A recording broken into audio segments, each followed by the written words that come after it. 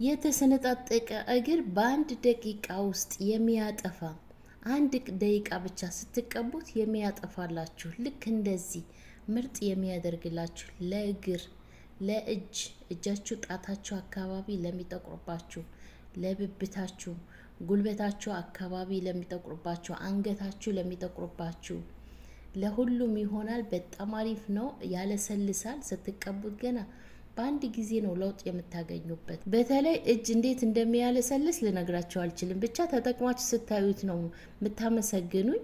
አሰላሙ አለይኩም ውድና የተከበራችሁ የሮዛ ጉራጌ ቻናል ቤተሰቦች እንዴት ናችሁ? ዛሬ በጣም አሪፍ የእግርና የእጅ ለብብት አንገታችሁ ብቻ ሰውነታችሁ አካባቢ ለጠቆረባችሁ በአንድ ጊዜ የሚያነጻላችሁ በአንድ ጊዜ የሚያቀላላችሁ ይዤላችሁ መጥቻለሁ። የሚያለሰልስ እግራችሁ ለተሰነጣጠቀ ተቀብታችሁ ስታዩት ብቻ ነው የምታመሰግኑኝ። አሰራሩን አጠቃቀሙን በደንብ አድርጌ ያሳያችኋለሁ። ቪዲዮን በላይክ ጀምሩት፣ ላይክ አድርጉት። ሀሳብ አስተያየት ካላችሁ ኮሜንት ላይ ያስቀምጡልኝ። እዚህ ጋር በዋነኝነት የምጠቀመው ሎሚ ነው። አንድ ሎሚ በብዛት ሰርታችሁ ማስቀመጥ ትችላላችሁ። አይበላሽም።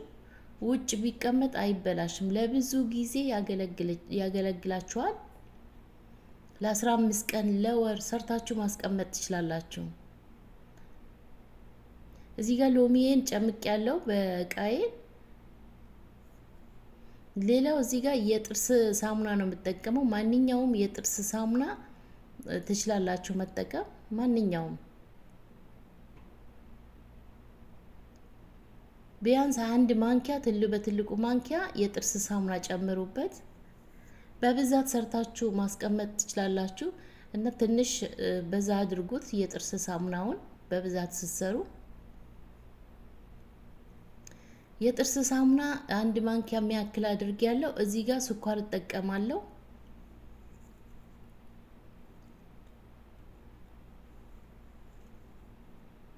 ስኳር እስከ ፈለጋችሁ ድረስ መጠቀም ትችላላችሁ፣ እንደ ሎሚያችሁ ብዛት ማለት ነው።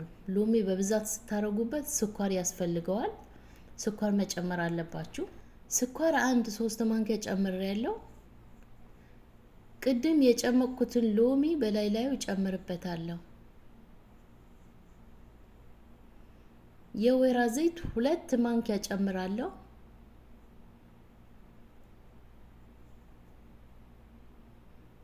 የወይራ ዘይት 2 ማንኪያ። የወይራ ዘይት የሌላችሁ የኮኮናት ዘይት መጨመር ትችላላችሁ። የኮኮናት ዘይት የሌላችሁ ቫዝሊን ጨምሩበት። ትንሽዬ ቫዝሊን አታብዙ፣ ትንሽዬ ቫዝሊን ጨምሩበት። የወይራ ዘይት የኮኮናት ዘይት የሌላችሁ ቫዝሊን ጨምሩበት ትንሽዬ። 2 ማንኪያ የወይራ ዘይት ነው የጨመርኩት። ስኳር እንደዚህ ልክ እንደ ቀጭን ከሆነ ሎሚ ከበዛበት ስኳር በዛ ማድረግ ትችላላችሁ። ስኳሩ ደቃቅ መሆን የለበትም።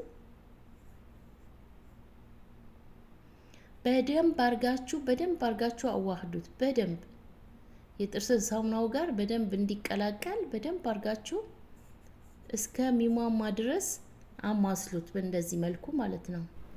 እኔ በየጊዜው የእጄ ስክራፕ እጠቀማለሁ። እጄ ሲደርቅብኝ ቅባት አይደለም የምቀባው። እኔ ስክራፕ አለኝ። እንደዚህ የወይራ ዘይት ጨምሬ አስቀምጬ ስራ ስጨርስ እንደዚህ እጠቀመዋለሁ። ትንሽ ለ5 ደቂቃ በእጄ ላይ በደንብ አርጌ አሻውና ከዛ በኋላ በውሃ ብቻ ነው ማለቀልቀው።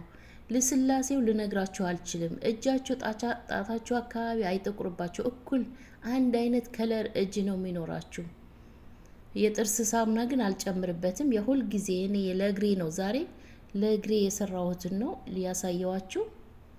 ለእጅም ይሆናል፣ ለጉልበት፣ ለአንገት፣ ለሁሉም ይሆናል። ምንም ችግር የለበትም። እንዳትፈሩት ማለት ነው። የጥርስ ሳሙና ስላለበት ሳይድ ኢፌክት ምናምን ይኖረዋል ብላችሁ እንዳታስቡ። ፊታችሁ ብቻ አትቀቡት እንጂ ለፊትም ብዙዎቻቸው ይቀቡታል። ግን የጥርስ ሳሙና ብዙም አይመከርም ለፊት እና አትቀቡ። ለጊዜው ያቀላላችኋል። የጥርስ ሳሙና ከተቀባችሁ ለጊዜው ፍክት ነው የሚያደርግላችሁ፣ ቅልት ያደርግላችኋል። ከዛ በኋላ ማዲያት ነገር ይጥልባችኋል። ለሁሉም ሰው አይደለም፣ የማይስማማው ሰው ሊኖር ይችላል። የሁሉም ሰው ቆዳ አንድ አይደለም። ይሄ ግን ለእጃችሁ፣ ለእግራችሁ፣ ለጉልበታችሁ፣ ለአንገታችሁ ይኸው በዚህ መልኩ በደንብ አርጌ መትቼ በእቃዬ ክድና አርጌ እያስቀመጥኩት በየቀኑ ነው የምጠቀመው።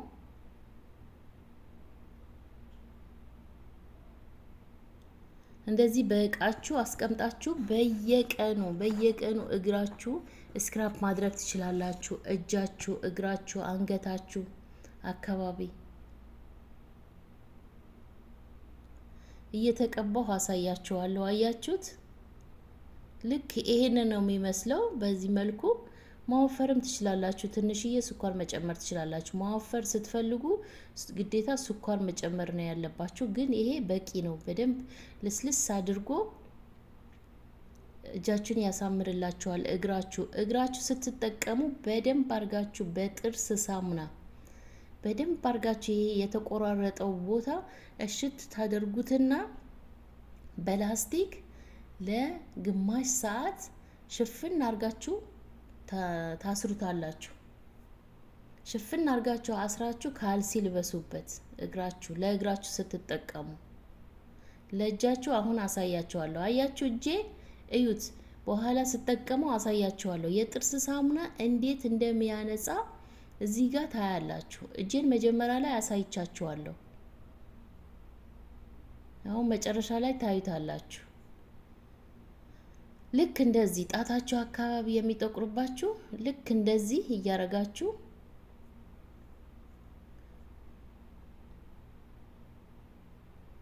እዩት።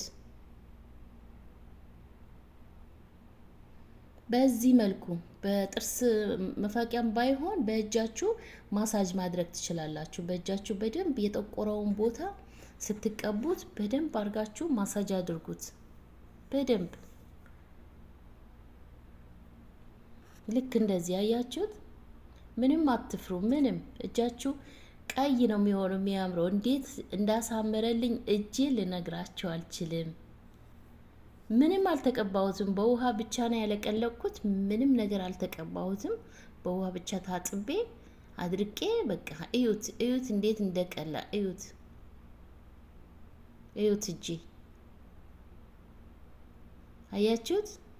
ዋው እዩት እንዴት አባቱ እንደሚያሳምርላችሁ ልነግራችሁ አልችልም። ልክ በዚህ መልኩ ተጠቀሙት። በውሃ ብቻ አለቅልቃችሁ ምንም አይነት ክሬም አይጠበቅባችሁ መቀባት። በጣም አሪፍ ነው። ትወዱታላችሁ። የዛሬ ቪዲዮ ይህንን ይመስል ነበር። ስለተከታተላችሁ አመሰግናለሁ።